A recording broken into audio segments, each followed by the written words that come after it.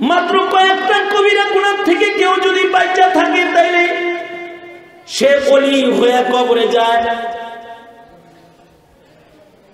যে সকল কবিরা গুনাহ থেকে বান্দা বাঁচলে তার ঈমানি মরণ নসিব হয়, যে সকল কবিরা গুনাহ থেকে বাঁচলে বান্দা সহজে জান্নাতে চলে যায়, তার বেশি না। 3টা কবিরা গুনাহ আপনাদের সামনে তুলে ধরি। 3টা কবিরা গুনাহ থেকে বাঁচবেন তাইলে অবশ্যই এমন পৃথিবীর 10 পৃথিবীর সমান জান্নাত পাবেন। মাত্র 3টা কবিরা গুনাহ থেকে বাঁচার নসিহত আজকে করব। আল্লাহ তাআলা বলেছেন ওয়ালা তাত্তাবিউ খুতুওয়াতিশ শাইতান ইয়া আইয়ুহাল্লাযীনা আমানু দুখুলু ফিস সিলমি কাফা ইয়া আইয়ুহাল্লাযীনা আমানু দুখুলু ফিস সিলমি কাফা ওয়ালা তাত্তাবিউ খুতুওয়াতিশ শাইতান ইন্নাহু লাকুম আদুউম মুবিন। আল্লাহ পাক বলেন, হে ঈমানদারেরা, উদখুলু ফিস সিলমি কাফা, ইসলামে পুরা ঢুইকা যাও। একটা কাম করবা, খালি আল্লাহ বলে একটা কাম করবা, ইসলামের ভিতরে থাকবা, শয়তানের পদাঙ্ক অনুসরণ করবা না, তার মানে গুনাহ করবা না। শয়তানের পদাঙ্ক অনুসরণ করবে না মানে শয়তানের ধোঁকায় ইবাদত ছাড়বা না। যে ইবাদত আল্লাহ তোমারে ফরজ করেছে শয়তান ওইটা তোমাকে ছাড়াইতে চেষ্টা করবে, তুমি ছাড়বা না।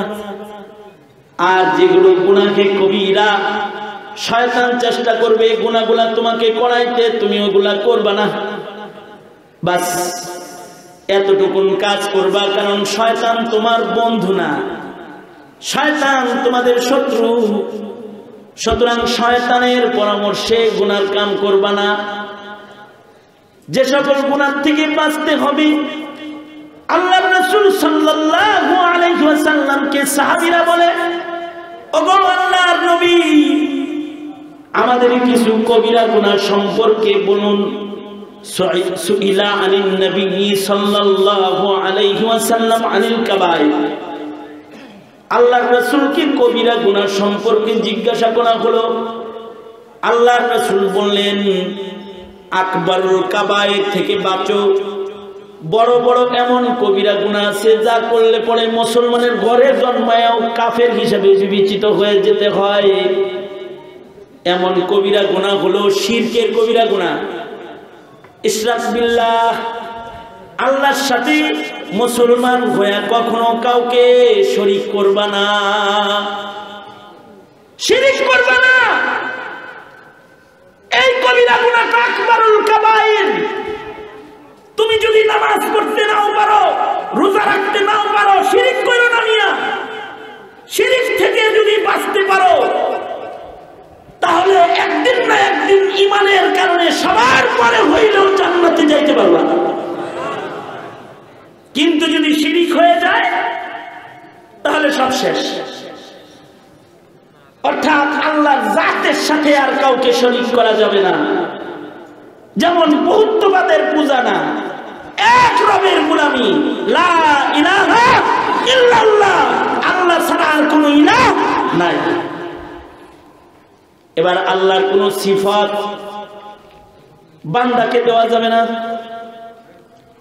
আল্লাহ তাআলাকে মুহতাজ বানানো যাবে না। যেমন ইহুদি নাসারারা আল্লাহর ছেলে মেয়ে সাব্যস্ত করে। কেউ বলে যে ঈসা নবী আল্লাহর ছেলে, উযায়ের আল্লাহর ছেলে, মরিয়ম আল্লাহর বিবি। নাউজুবিল্লাহ জোরে বলেন।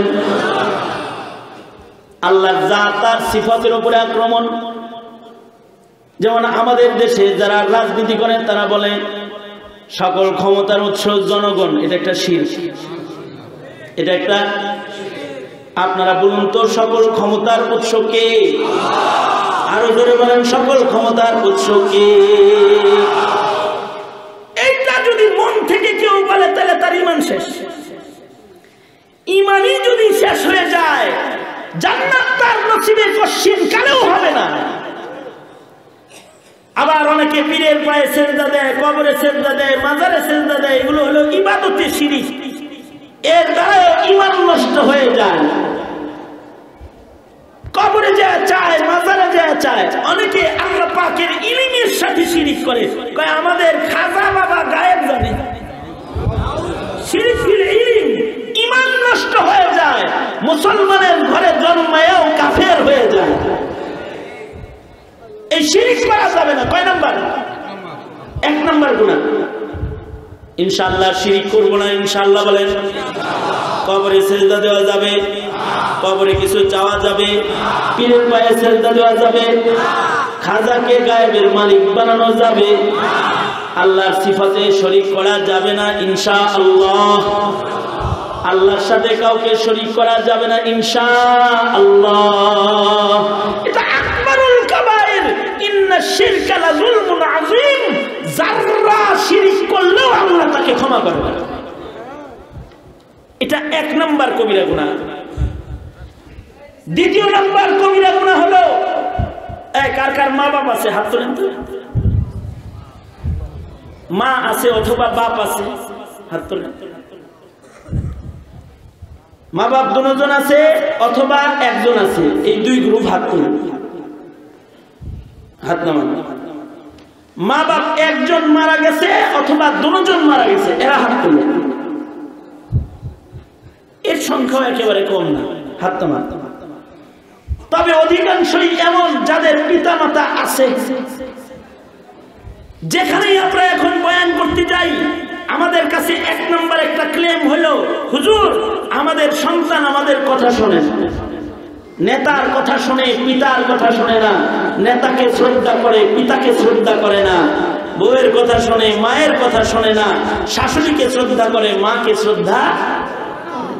এটা একটা ব্যাপক বিমারিতে পরিণত হয়েছে।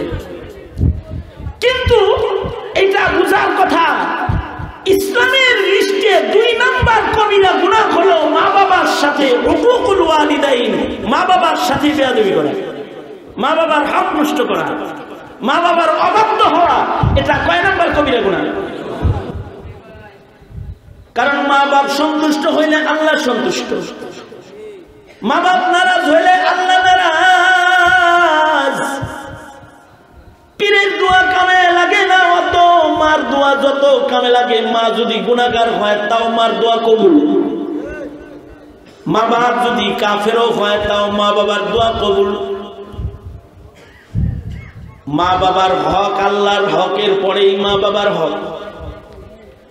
এ কারণে শরীয়তে ইসলামের 2 নাম্বার কবিরা গুনাহ হলো মা বাবার অবাধ্য হওয়া যাবে না, মা বাবার সাথে কটু কথা বলা যাবে না, মা বাবাকে কষ্ট দেওয়া যাবে না। কারণ এই মা বাবা তোমার আমার জন্য যা করছে দুনিয়ার কেউ করে না। মা সন্তানকে 10 মাস পেটে ধারণ করে, প্রসব করে, মেথরনির মতো পেশাব পায়খানা সাফ করে। এই সন্তানটার বুঝ হওয়ার আগ পর্যন্ত মা পাগল, সন্তানের প্রেমে পাগল পাড়ার সময় কাটায়। সন্তান যদি কালো হয়, মায়ের কাছে ওইটা সবচেয়ে সুন্দর হয়। এমনকি সন্তান যদি বিকলাঙ্গ হয়, বোবা হয়, আতুর হয়, তারপরেও মায়ের হৃদয়ে এই বোবা সন্তানের ভালোবাসাও সর্বোচ্চ হয়। কারণ মা বাবার দিলে সন্তানের মোহাব্বত, এটা আল্লাহর বিশেষ দান।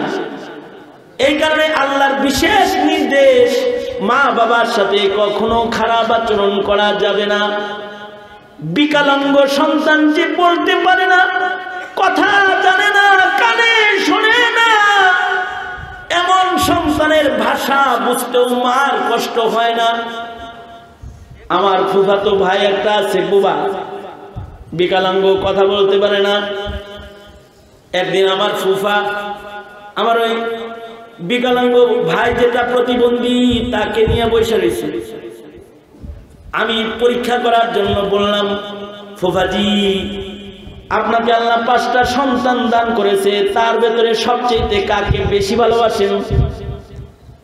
ফুফা তার সন্তানের দিকে তাকায় সন্তানটাকে বুকের ভিতরে জড়ায় ধরছে, বুবাটারে জড়ায় ধরে বলে, খোদার কসম খালেদ, সুস্থ সন্তানের জন্য আমার এত মায়া না, আমার এই অচল সন্তানের জন্য আমার যত মায়া, আমি ওর জন্য পেরেশান হয়ে যাই। এই যে পিতা মাতার হৃদয়ে, মা বাবার হৃদয়ে সন্তানের জন্য টান ভালোবাসা, এটা আল্লাহর দান। এ কারণে মা বাপ কখনো সন্তানের জন্য বদদোয়া করে না। আপনি যদি বৃদ্ধাশ্রমে যা হাজার হাজার মা বাবার লগেও দেখা করেন, যেমন আমার এক সাংবাদিক ফ্রেন্ড বলে, বৃদ্ধাশ্রমে গেছিলাম, আমি বললাম ওখানে আশ্চর্য কি পাইছো? আশ্চর্য পাইছি হলো সন্তানের প্রতি মার ভালোবাসা।